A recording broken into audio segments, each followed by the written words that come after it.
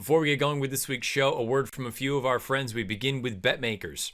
Fixed odds betting powered by BetMakers is back and in effect at Monmouth Park, and the early returns are fantastic, with 70% of winners paying more on fixed odds than they are on the tote board. Fixed odds wagering is now available throughout the state of New Jersey. This is an exciting new way to bet that really puts the power to get value in your hands. The odds you bet are the odds you get. You'll continue to hear more about fixed odds betting opportunities across the In the Money Media Network. TaylorMade partnerships provide an unmatched entry and experience into both the racing and breeding side of the thoroughbred industry. Now you can be a part of top-level racing and breeding with all the rewards and less risk and cost. Medallion racing has enjoyed great success throughout the years, with 66% of starters running in graded stakes and 25% in grade ones.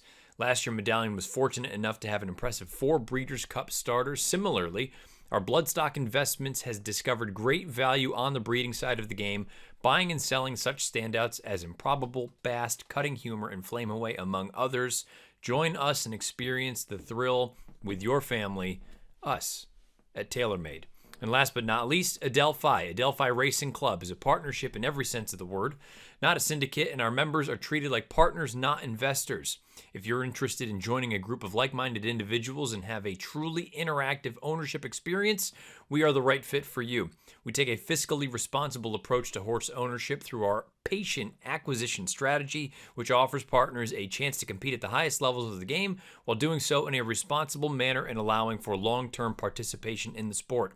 Adelphi offers a variety of partnership options, including yearlings, 2-year-olds in training, private purchases, and claiming options.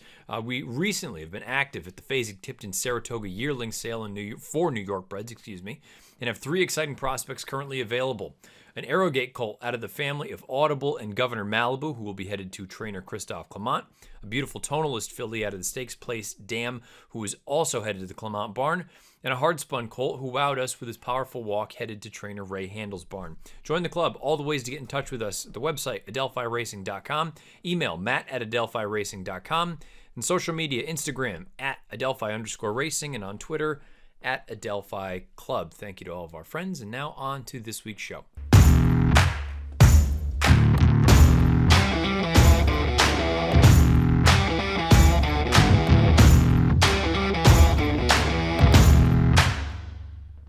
What's happening? Welcome to the Matt Bernier Show, part of the In the Money Media Network. My name is Matt Bernier. You can follow me on Twitter @Bernier_Matt. Today is Monday, September the 19th, 2022. It's episode 131 of the pod. However you listen, thank you for doing so.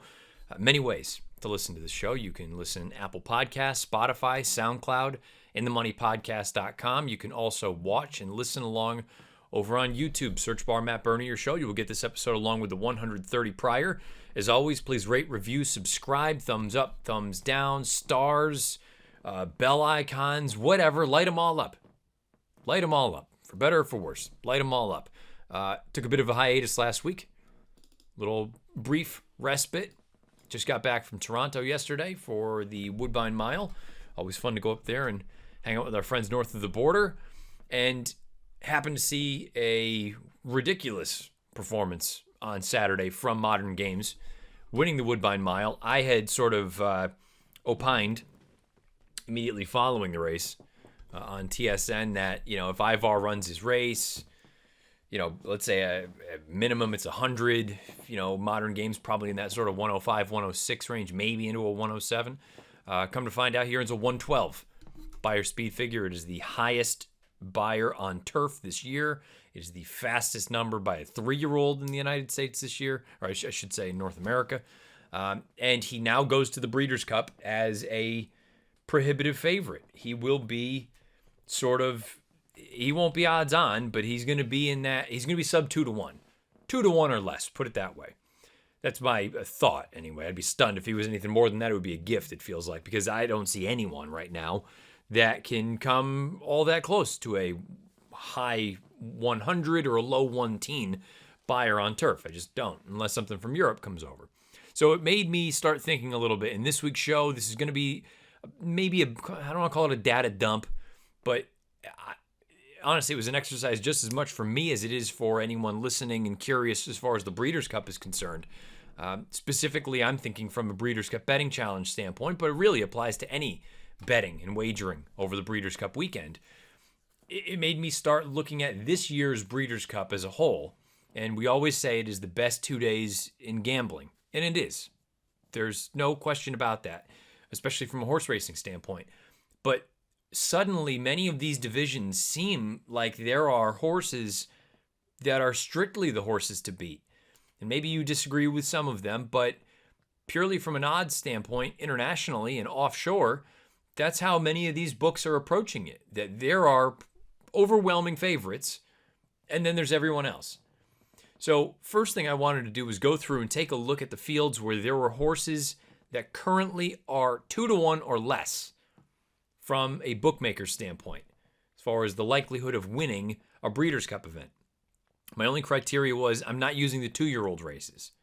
So we're only going to use the races for older horses, or 3-year-olds and up, let's say, and go from there and then see how those horses, or those races anyway, that cater to the 3-year-olds and up, going back to the first Breeders' Cup at Keeneland in 2015, how horses 2-1 or less fared in whatever races, who they were, what they went off at, and where they finished. And the results are both surprising and not surprising. There are some, I think, anomalies compared to others, but that's largely what this week's show is going to be. Going through, taking a look at this year's crop of horses that, not including the juvenile races, could be 2-1 or less by post time. And we know there's still, 6.5 weeks left until the Breeders' Cup. So we could have defections, we could have changes and things like that. But now is the time to start doing your homework, especially if you are playing in the BCBC. I don't think it does you any good to wait until 2 or 3 days ahead of time and say, all right, well, I'm going to handicap the fields now. I'm going to put together bets. And there's just far too much to do, I think. You want to get a jump start on that handicapping. Go into it, start to formulate some opinions. And then once the fields are officially drawn, go through, make your fine tuning, and then put together your bets. And that's kind of been my philosophy all the years that I've played in the event, and it's beginning right now with all of you. So hopefully this is something you find interesting. If it's not, apologies, but that's what this week's show is going to be. And if you have questions or thoughts about any of the fields coming up this year with these horses that are going to be or could be 2-1 or less, if you like them, if you're going to fade them, who are you going to fade them with? Who are you going to go with and support in these races? Let me know in the comment section beneath the video player on YouTube or on Twitter at Bernier_Matt. And even the sort of retrospective, going back and looking at these past, let's call it 7 years, roughly, thereabouts, what your thoughts were and perhaps why some of these horses did or didn't perform in that 2-1 or less range. So let's dive into it. I'm not going to waste any time. Let's begin with the fields right now for 2022 that feature horses listed at 2-1 or less. And that can go all the way up to 2.4-1.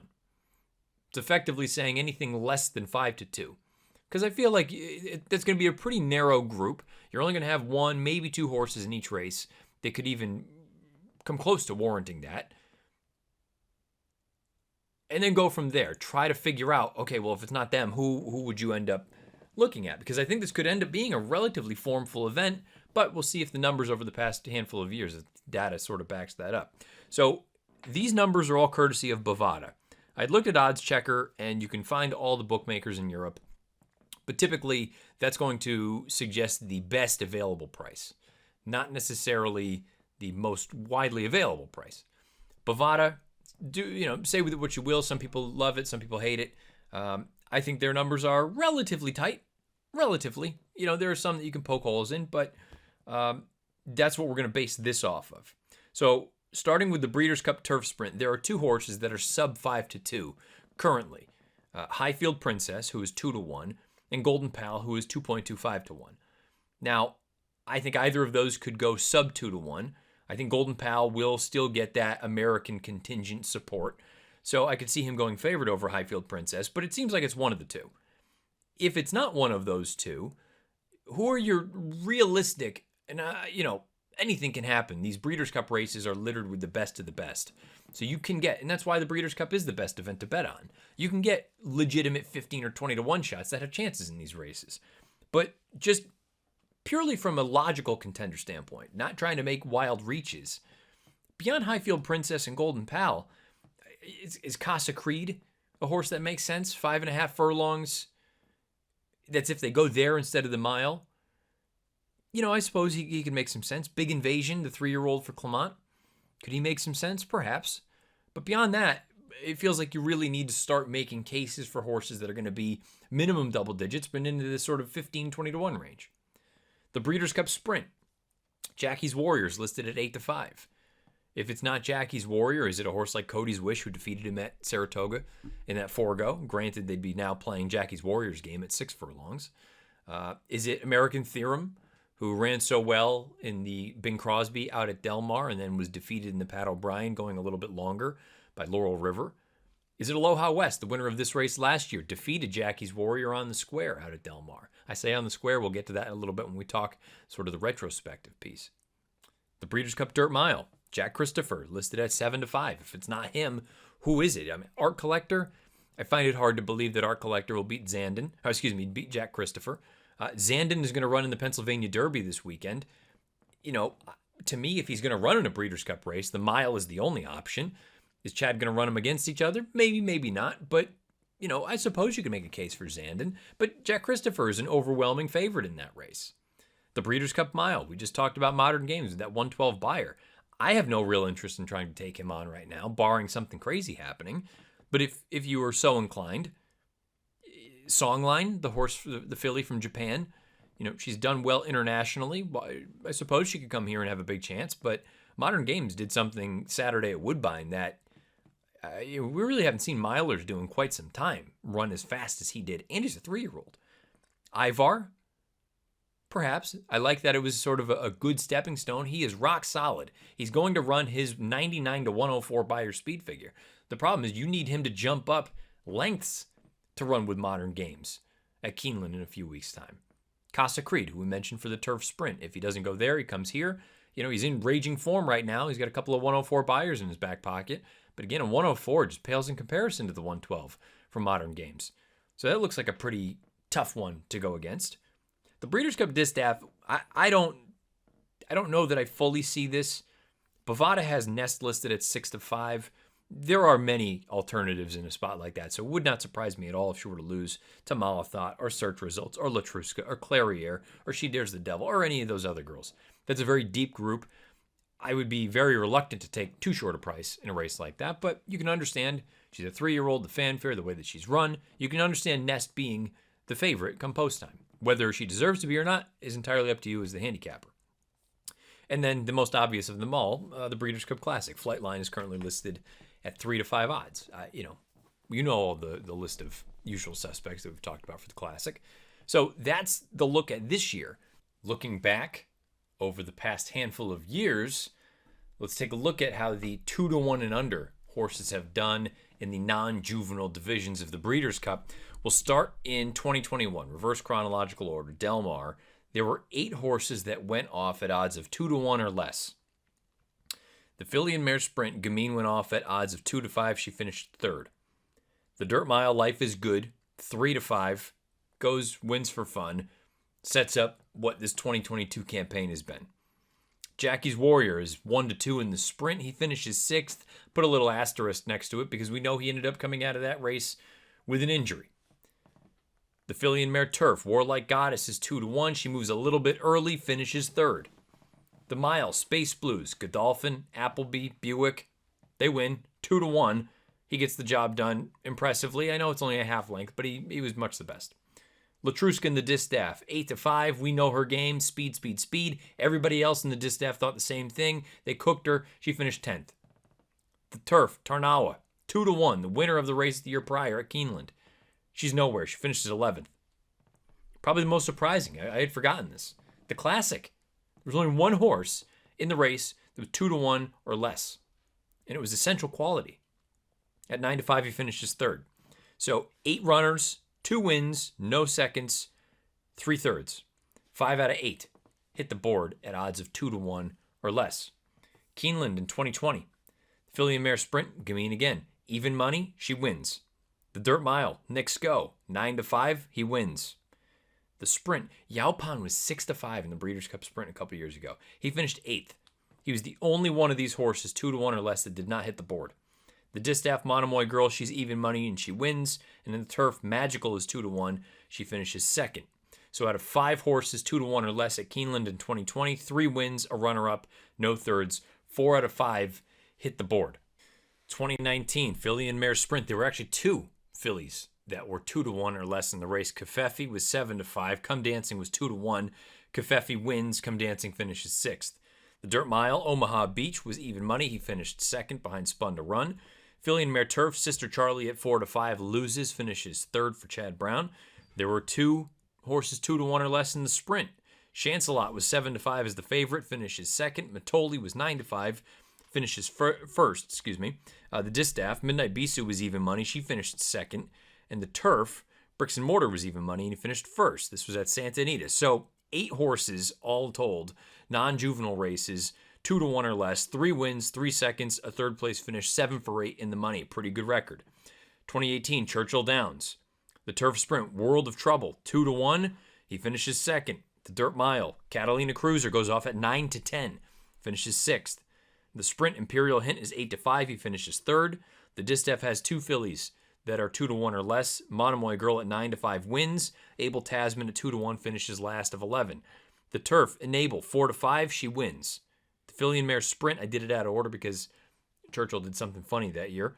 Marley's Freedom was 9-10. She finishes 4th. So out of 7 runners over the 2 days that are 2-1 or less, and I say the 2 days, this was on Saturday. I'll get to the 2-day thing in a minute. 2 winners, a second and a third, 4 out of 7 in the money. 2017, Del Mar. This was the first year we were at Del Mar for the Breeders' Cup. This was also the last time the old configuration, meaning the juvenile races were sort of interspersed with the other older races for the Breeders' Cup. So it wasn't just the kids are on Friday and the olders are on Saturday. The turf sprint, Lady Aurelia, 9-10. She finishes 10th. By the way, this year was a bloodbath. Filly and mare sprint, Unique Bella, even money, 7th. Filly and mare turf, Lady Eli, 7-5, 7th. Sprint, Drefong, 7-5, 6th. The turf, Highland Reel, 7-5, 3rd. The classic, there were 2 horses, 2-1 or less. Gunrunner, 2-1, he wins. Arrowgate, 2-1, he finishes 5th. The Dirt Mile, More Spirit, 2-1, 8th. The Distaff, Elate, 2-1, 4th. There were 9 horses at Del Mar in 2019 that went off at odds of 2-1 or less. There was 1 win, 0 seconds, and 1/3. 2 for 9 hitting the board. It was chaos that year. Absolute chaos. The only really formful race happened to be the Classic. 2016 at Santa Anita. This is one that will sound worse than it actually is. The Dirt Mile, Dortmund, 3-5, he finishes 4th. The only horse of the 7 2-1 or less shots that I'll mention that finished off the board, and he finished 4th. The Distaff, Songbird, even money, 2nd. Filly and mare turf, Lady Eli, 8-5, 2nd. The sprint, Masochistic, 8-5, 2nd. The turf, Flincher, 9-5, 2nd. And then the Classic, you had 2. Arrowgate, 8-5, he wins. He defeats California Chrome, who was your 9-10 favorite, who finishes 2nd. And in 2015, the first Breeders' Cup held at Keeneland. The Dirt Mile, Liam's Maps, 1-2, he wins. The filly and mare turf, Legatissimo's 9-10, she finishes 2nd. The sprint, Run Happy's 8-5, he wins. The turf, Golden Horns, 4-5, he finishes 2nd. And American Pharaoh in the Classic is 3-5, and he wins. So out of 5 runners, 3 wins and 2 runner-up finishes. So you go through, you look at all these results, and you say, all right, what can we glean from this? And this is going to sound very, very dumb, very straightforward for anyone who is in tune with numbers and odds. The total sample here, going back to 2015, of 2-1 or less runners as far as the odds are concerned, there are 49 of them, 15 wins, 12 seconds, 6/3. 15 for 49 is roughly 30.6% on the win end. 2-1 odds translate to roughly 33%. So give or take a few percentage points, you're effectively looking at 2-1 shots do what they do. They win 1 out of every 3. 27 of the 49 ran in the exacta for 55%, so just over half. And 33 of 49 hit the board, 67%, 2/3. So, Is there anything really to glean from it? I guess other than the numbers are the numbers and believe the numbers. A 2-to-1 shot's going to win the race 1 out of every 3. They're going to hit the board 2 out of every 3. And maybe that's all there is to take from it. But I'm trying to think of it from a gambling standpoint in the Breeders' Cup and thinking, okay, well, if we go back to that list of 6 races, effectively that would suggest that 4 of these 6 horses, minimum, well, let's call it, it's actually 7. If I've got 2 of the turf sprint runners that are in that sort of 2-to-1 range, it's essentially saying that 5 of the 7 horses listed, Highfield Princess, Golden Pal, Jackie's Warrior, Jack Christopher, Modern Games, Nest, Flightline, 1, 2, 3, 4, 5, 6, 7. 5 of them are going to lose. Now, when I look at this list, I don't see how 5 of them lose. I'm going to quickly go through. Let me get out my little handy-dandy marker here. Flightline, I have a hard time seeing him lose. Modern Games, I have a hard time seeing him lose. Jack Christopher, I have a hard time seeing lose. I guess, look, the turf sprint, I'm not going to make any comments on because we all know my track record in turf sprints is dog shit. So, I don't know. Maybe both of them lose. Jackie's Warrior, maybe. I don't know. I mean, I still think he's the best. I will admit there's a horse in there that I'm very, very keen from a gambling standpoint because he might be a decent price that I do kind of like. I'm not going to spill the beans just yet. We gotta get there first. Nest, yeah, I mean, that I think it'd be crazy to take any horse in the distaff at anything close to even money. It's just the group is far too deep. But man, I mean, again, if history is any kind of an indication, yeah, they're going to run to the numbers, and you're going to have some years that are better than others. That 2016 year at Santa Anita, only 1 for 7, but 6 of the 7 ran in the exacta. Del Mar 2017 is the,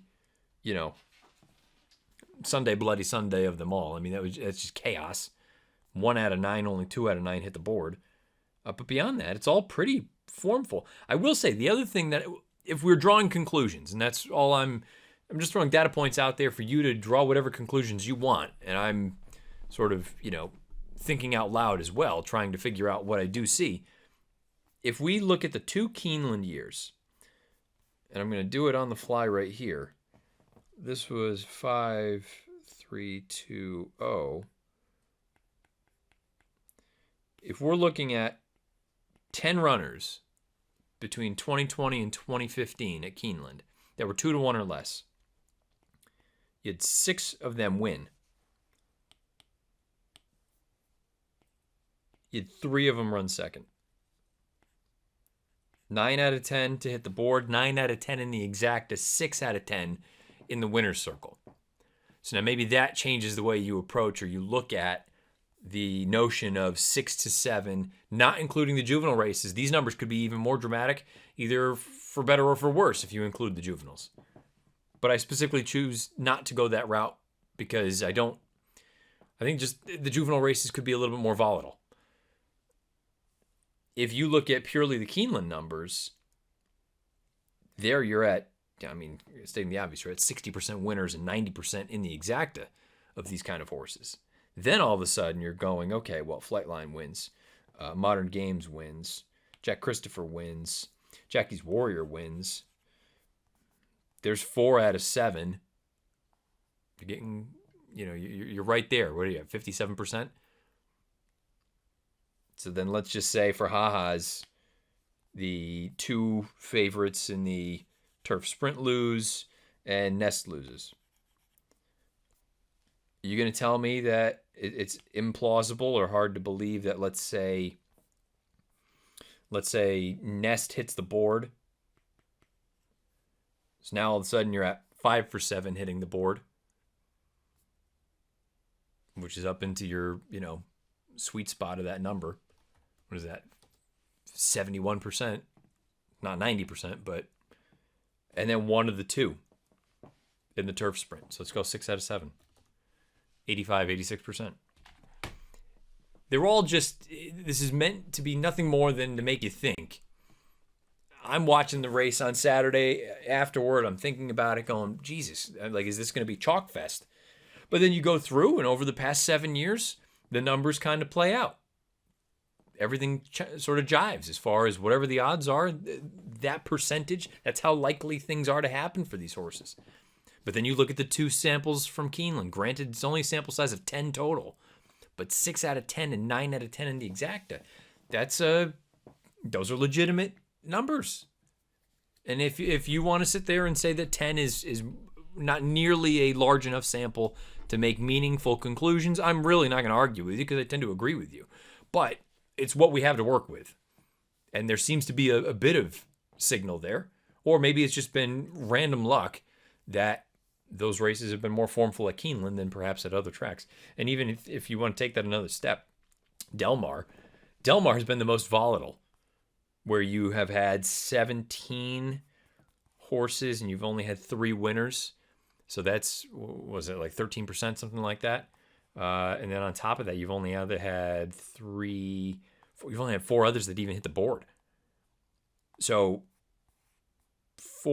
you've had 7 out of 17 that have hit the board. So all of a sudden that number's different. So there's definitely some fluctuations based on tracks, it would seem like right now. But these are the sort of things that I'm looking at when I'm trying to formulate ideas and thoughts and opinions as we get closer to the Breeders' Cup. Because the last thing I want to do is be sitting there week of trying to cook up or conjure up some sort of ideas that may or may not play, when really that should be the time to lock into how are you gambling. We talked about it on a happy hour on Thursday. I am as guilty of it as anyone. And it's do as I say, not as I do. I spend far too much time handicapping and not enough time putting together bets and structuring bets appropriately. Because even if you handicap the race brilliantly, but you bet it like shit, what difference does it make? And conversely, if you are very, very astute at putting together bets and maximizing value, you may just be a decent handicapper, but if you're making money, who cares? Let me know what your thoughts are beneath the video player on YouTube or on Twitter at Bernier_Matt about any of this. If you have any other questions, any other thoughts to sort of build upon or use this as a jumping off point, let me know. Again, beneath the video player on YouTube or on Twitter at Bernier_Matt. We'll be back Thursday with Horse Players Happy Hour. Head on over to horseplayers.com. You can sign up for the contest over there. $20 buy-in. We are getting very, very close to the playoffs beginning. So we're down to the bitter end. If you have not qualified yet for the postseason, get involved. Top 2 finish will lock you into the playoffs over on horseplayers.com with the Horse Players Happy Hour, me and PTF. And then join us for the stream from 4 o'clock to 5 o'clock Eastern on all the Breeders' Cup social channels and YouTube channels, in the Money Media, YouTube and social as well. We will be going over Belmont at Aqueduct. Or, as everyone has said, let's just call it Aqueduct, shall we? That's going to do it for episode 131 of this show. Thank you again. However you listen, it means a great deal. Apple Podcasts, Spotify, SoundCloud, InTheMoneyPodcast.com. You can also watch and listen along over on YouTube. Looking forward to getting back into happy hour here at home. Home for a couple weeks before I go to Connecticut for the Keeneland Breeders' Cup Challenge Series coverage. But it's been a good run. Looking forward to continuing on as we get slightly closer to those World Championships down in Lexington at the beginning of November. Until next week, best of luck however you play, whatever you play, and wherever you play. It's been episode 131 of The Matt Bernier Show.